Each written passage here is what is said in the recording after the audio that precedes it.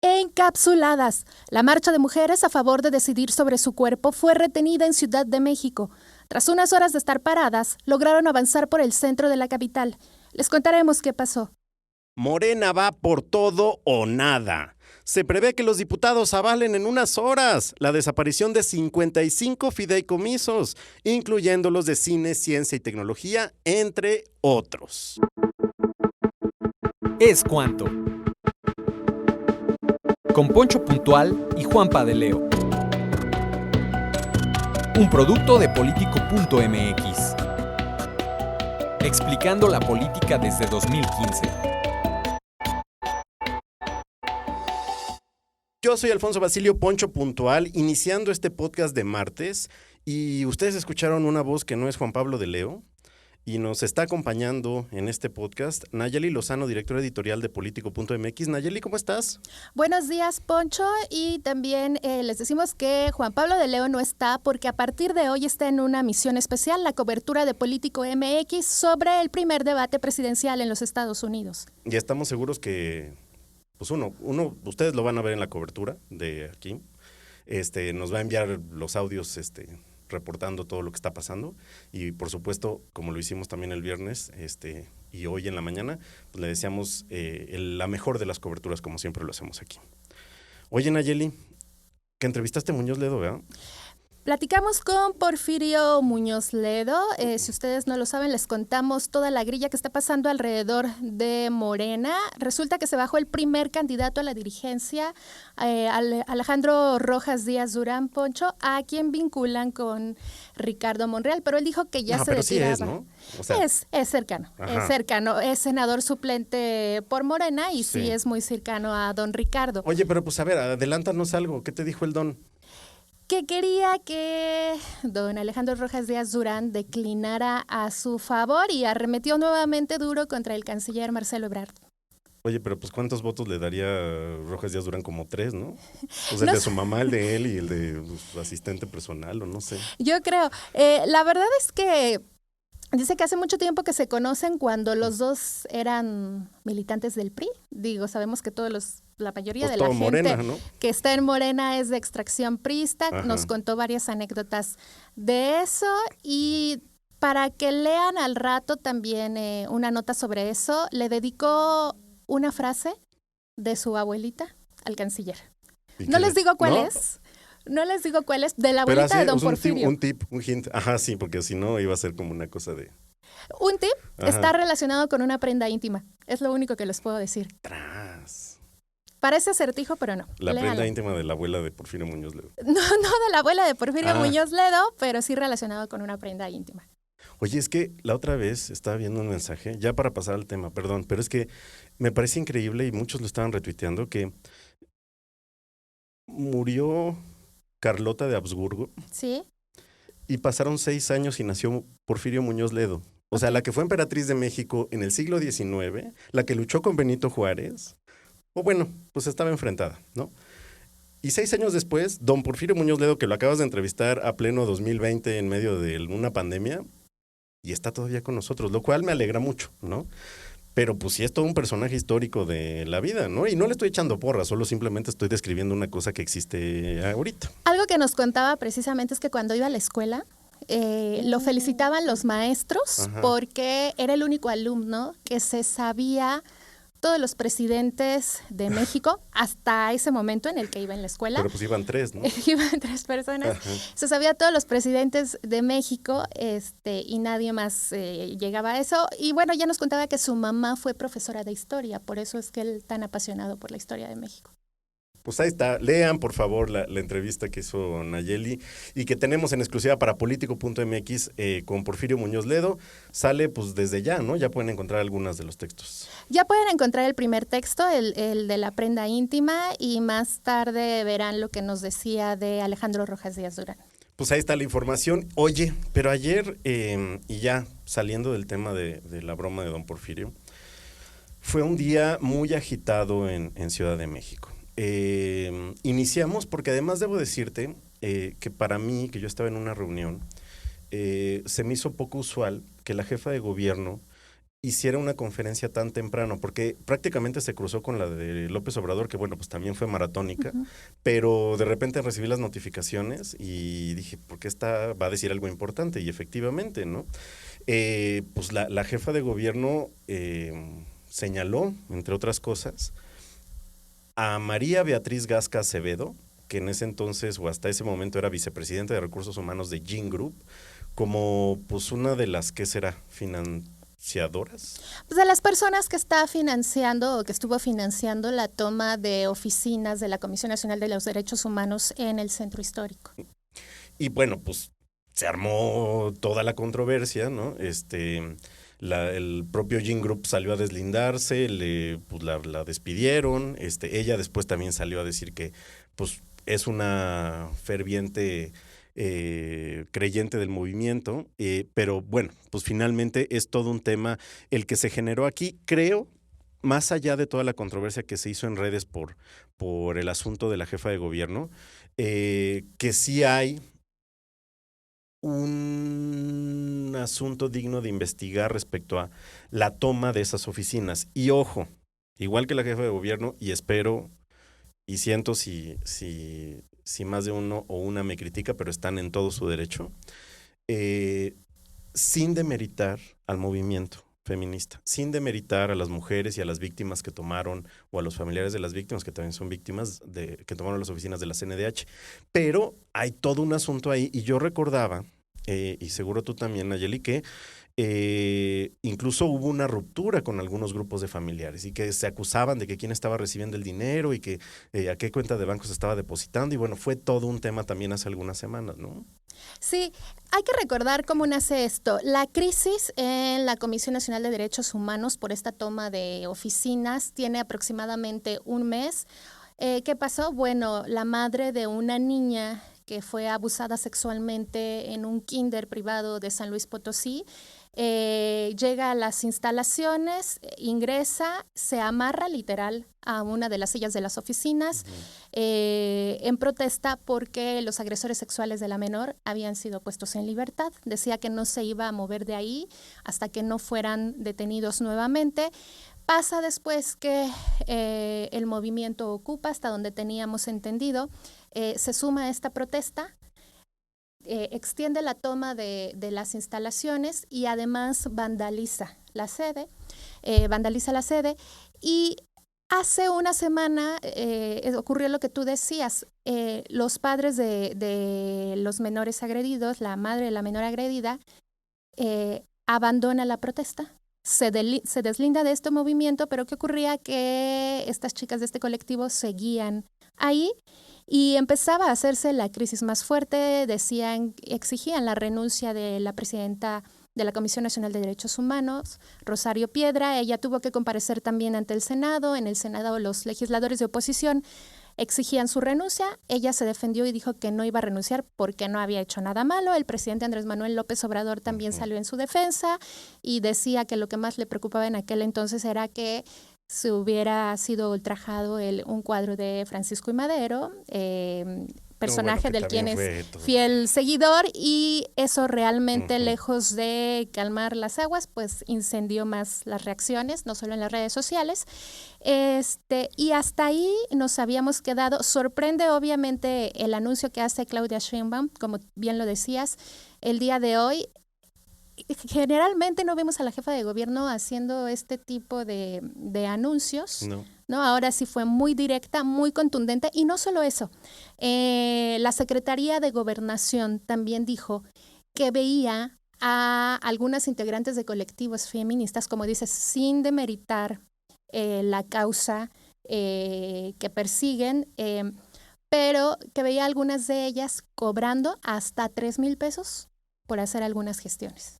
Y bueno, pues esa es la versión de la autoridad. Por supuesto, las mujeres o muchas de ellas que participan en el movimiento no están de acuerdo, pero finalmente nosotros estamos informando tal cual lo que pasó. Después, que habrá sido unas 5 horas después, pues varias mujeres entre ellas algunos pues, que podríamos llamar colectivos feministas, ¿no?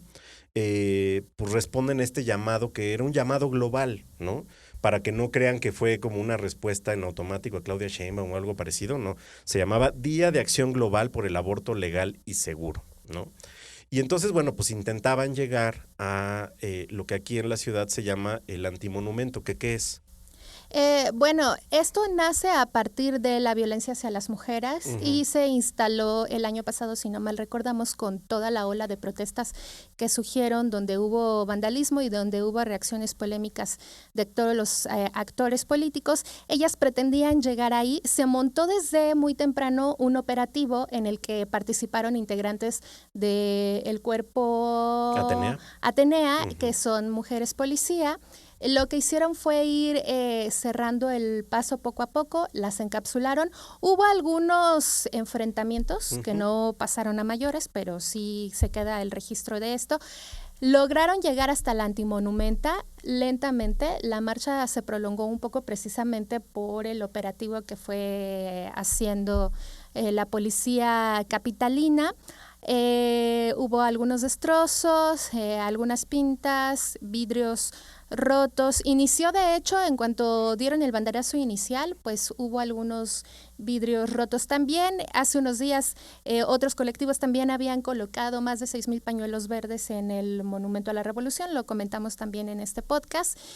Y bueno, el saldo oficial todavía no queda muy claro. Estamos esperando también a que las autoridades capitalinas nos lo digan. Se habla de algunas personas lesionadas, ninguna de gravedad. Pero bueno, ¿por qué fue este día, esta protesta? Ya lo decías bien, no fue en una reacción en contra de la jefa de gobierno por haber dado el anuncio de esta empresaria que estaría detrás de la toma de las oficinas de la Comisión Nacional de Derechos Humanos, sino que ya era algo también que se tenía planeado como parte del Día de Acción Global por el Aborto Legal y Seguro.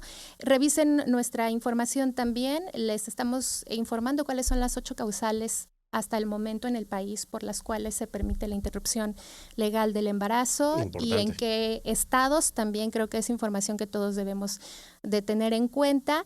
Y también hubo diputadas, incluidas algunas priistas, que están planeando presentar una iniciativa también para legalizar el aborto. Y qué bueno, ojalá prospere. La verdad es que es un tema muy necesario y que en este medio no somos tibios para este tema. Bueno, para ninguno, pero para este tema somos muy abiertos y lo decimos abiertamente, aunque suene reiterativo, pero así debe ser.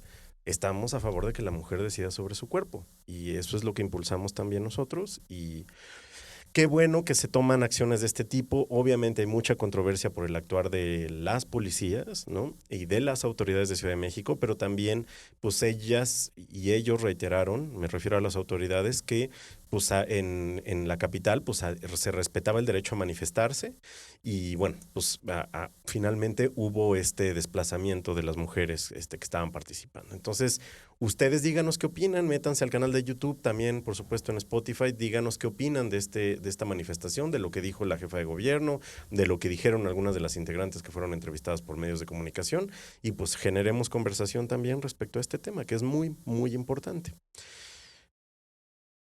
¿Pasamos al siguiente tema? Pasamos al siguiente tema. Guillermo del Toro, ayúdanos. ¿Qué pasó, Nayeli? Bueno, Guillermo del Toro, como siempre, aparece como buen samaritano.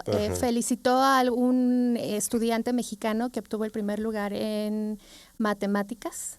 Ajá. Y bueno, si recordamos, ya lo había hecho también el año anterior, cuando parecía que nadie podía darle apoyo económico a los jóvenes mexicanos que participan en competencias de este estilo a nivel internacional. Pues siempre aparece Guillermo del Toro. Es nuestro superhéroe, yo creo. Pues sí, que sea presidente, ¿no? Cuauhtémoc Blanco y luego Guillermo del Toro. 2024 y luego, ¿qué sigues a hacer? 2030, ¿verdad? Tú no eres americanista, ¿verdad? ¿Americanista? Tú no eres. No, gracias a Dios. César. ¿No? No, César es chivermano, sí es cierto. No, pero a ver, o sea, para creo dar que aquí contexto, nadie es americanista. No, teníamos un par, pero se fueron. Bueno, pero ¿por qué estamos pidiendo la ayuda de Guillermo del Toro? porque, pues como bien decíamos al inicio de este podcast, se espera que en unas horas los diputados avalen la desaparición de 55 fideicomisos. Uno, me parece, de los más llamativos, tiene que ver con pues el Fidecine y otros de estos, digamos, cuerpos para dar inversión a los cineastas mexicanos, y que ya había, si ustedes recuerdan, una intentona hace algunos meses en donde pues Del Toro, Iñárritu, Cuarón, o sea, digamos, los tres amigos, y con eso tienen ustedes más que suficiente, y creo que en este podcast lo comentamos muy bien, pues levantaron la voz y dijeron, no hay manera en la que vayan a desaparecer este fideicomiso, tómenos en cuenta primero, no pueden tomar decisiones de este tipo, nosotros representamos al gremio, obviamente había más directoras y directores ahí representados, pero digamos que son las voces cantantes del gremio de cine profesional en el país. Además acaban de ocurrir los Arieles, pero también los científicos y los académicos, porque la UNAM, acabo de ver un comunicado, los del CIDE también están protestando, porque pues también se van fideicomisos de ciencia y tecnología que pues les ayudan a muchos investigadores, Nayeli. La polémica no es nueva desde que arrancó el gobierno. Si nos acordamos, en la asignación del presupuesto que le tocaba de 2018 para 2019, si no mal recuerdo, empezó a haber protestas precisamente porque alegaban recortes en recursos para ciencia y tecnología, para educación. Las universidades en aquel momento tuvieron que entrar a hablar con el presidente y bueno, nos acordamos que fue Alejandro González Iñárritu uno de los que más protestó porque estábamos en ese momento a la mitad del confinamiento por la pandemia. Así es. Y decía que el cine y el entretenimiento que recibíamos nos estaba salvando de no volvernos literalmente locos. Creo que tiene mucha razón. Son ellos quienes se avientan el round con los legisladores, quienes hacen toda una campaña que además tuvo eco internacional por las figuras que son. Y ahora el presidente Andrés Manuel López Obrador dice que el recorte va. Él no quita el dedo del renglón. ¿Y para qué quiere esa lana? Pues ese dinero lo quiere ocupar para atender algunas cosas relacionadas con la pandemia y también para ajustar parte de sus programas sociales. Pues sí. O sea, es todo un tema, de nuevo. O sea, creo que lo has explicado bien. Ciencia y tecnología me parece que es uno de los asuntos en donde no podría desaparecerse así como así. Ahora, también hay que ver en qué términos viene la iniciativa, porque justo los legisladores, sobre todo los líderes parlamentarios, decían en su momento, hace algunos meses, que se iba a hacer un consenso, que a lo mejor desaparecían, pero que ese dinero no es que iba a quedar completamente volando o que iba a desaparecer por completo, sino que iban a buscar otros mecanismos para asignarlos. Y es que también hay que decirlo, ¿no? Sin que me ponga la cachucha de es un honor estar con Obrador, pero hay muchos de esos fideicomisos que sí son tremendamente opacos, ¿no? No me refiero al del cine, no me refiero al de ciencia y tecnología, pero hay otros, ¿no? Mucho más técnicos que sí no hay manera de justificar porque era un hoyo negro, pues que pues, los encargados sacaban dinero de ahí pues como podían y como querían. Bueno, uno de los puntos que alegaban precisamente es que no se recortara, sino que se mejorara la rendición de cuentas y la transparencia sobre esos fideicomisos, pero los legisladores dicen una cosa, los cineastas también, y el presidente termina diciendo otra en la mañanera. Esto él lo mencionaba en su conferencia de ayer, donde leyó sus 100 compromisos. Todos, Casi todos. Estuvo a punto de llegar a los últimos, pero ya no lo dejaron.